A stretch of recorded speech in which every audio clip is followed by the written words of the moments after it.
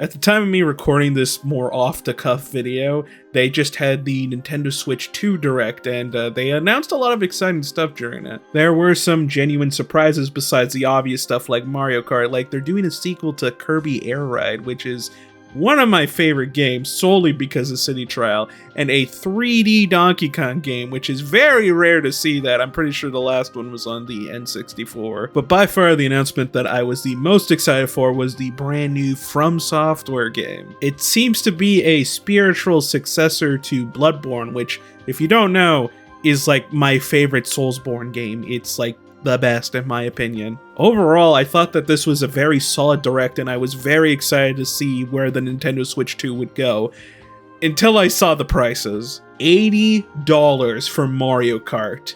$80. That is absolutely absurd, and it really soured my mood on this whole thing. My smile automatically turned into a frown as soon as I saw these prices. And that's a problem for me, because I live in Canada, and converting USD to CAD, we can see that it will cost like $110 for a Switch 2 game. And as much as I like Mario Kart, no Mario Kart is worth $110. Now, Nintendo is just one culprit of this problem that I've noticed that is impacting gaming, and that AAA games are way too expensive now. And that really hurts me as a guy who wants to continue buying all the new stuff. I want to see how this industry that I grew up with, evolves. But it really feels like we're moving backwards in a lot of ways. I've been hearing rumblings of Take-Two CEO, Take-Two is the company that owns Rockstar, saying that Grand Theft Auto 6 is worth like $100. And the second that I heard that, I just was flabbergasted. I thought that was absurd. That would never happen.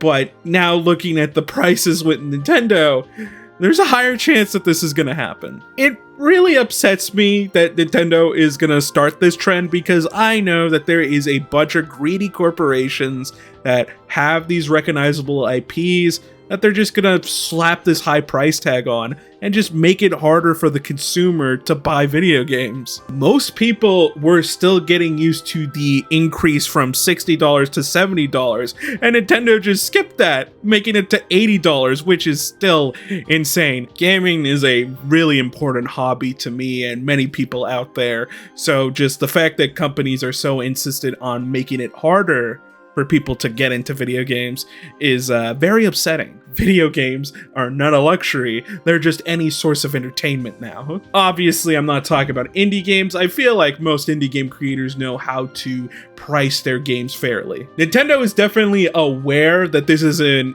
crazy price to have for one of their video games, which is why I feel like they're doing it, because they know they can do it. Nintendo fans will go rabid if they see Mario on any type of product. The unfortunate thing is that I think Nintendo's gonna get away with it. I know that a lot of people are still gonna buy Mario Kart because it's Mario Kart. It's one of the biggest franchises in the world. Same with GTA.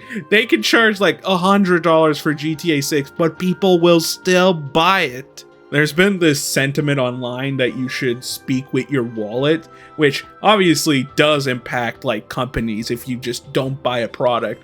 But most of the time, I feel like that doesn't work. I've seen so many games have failed boycotts, so I don't think that the Nintendo Switch 2 will go down the same route. I don't really want the Switch 2 to succeed, because if it does, then they'll just get away with doing more shitty and scummy things to their consumers. And I don't want the games that I'm excited for in the future to cost $100 for me to buy. I don't know, this stuff makes me upset, and I wish for some actual change to happen in the gaming industry. If you want to get a Switch 2 and you can actually afford it, be my guest. I'm not going to stop you from buying what you want. I honestly just pray that it gets a price cut like how the 3DS did in its first year. I shouldn't be surprised that Nintendo is doing this, because they priced Tears of the Kingdom when that came out to $70, even though that was running on Switch 1 hardware. And as somebody who bought that game on day one, I gotta say, it is not worth $70. Or should I say $90? That's how much I had to fucking pay for that game because I live in Canada. I also heard a lot of people predict that we're going to be in a second video game crash,